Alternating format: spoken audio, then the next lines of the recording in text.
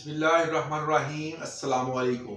मैं हूं एडवोकेट मोहम्मद इशफाक और आप देख रहे हैं मेरा यूट्यूब चैनल। आज जो इन्फॉर्मेशन आपके साथ शेयर करनी है वो एक लीगल इन्फॉर्मेशन भी है और हमारी सोसाइटी में होने वाले एक ऐसे अवामल हैं जो कि हमारी जो ज़िंदगी है इसका उसके साथ डायरेक्ट ताल्लुक़ भी है। आमतौर पर जब हम कोई भी व्हीकल लेते हैं तो उसको खड़ा करते हुए ख़ास तौर पर पाकिस्तान में जहां भी हम खड़ा करते हैं तो उसको नुकसान होने का खदशा हमें हमेशा ही रहता है।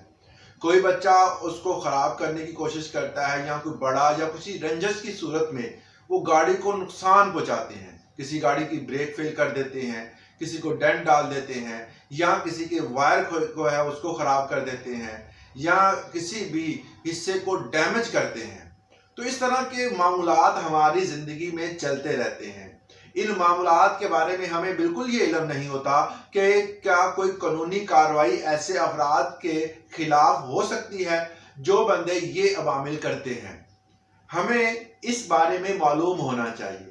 पाकिस्तान का लॉ जो है वो मोटर व्हीकल ऑर्डिनेंस जो कि 1965 में बना था, इसके मुताबिक जो है इसकी दफ़ा 110 के तहत अगर कोई बंदा कार या मोटरसाइकिल के साथ छेड़छाड़ करता है, उसको नुकसान पहुंचाता है, उसके व्हील खोलता है या उसकी कोई हिस्सा जो है उसको डैमेज करता है या टायर की हवा निकाल देता है, इवन कि अगर उसकी ब्रेक फेल कर देता है, किसी भी सूरत में अगर आपकी गाड़ी को कोई बंदा नुकसान पहुंचा रहा है और आपको पता चल गया है कि फलां बंदे ने आपकी गाड़ी को नुकसान पहुंचाया है, तो आप मोटर व्हीकल ऑर्डिनेंस 1965 के सेक्शन 110 के मुताबिक उस बंदे के खिलाफ कार्रवाई कर सकते हैं।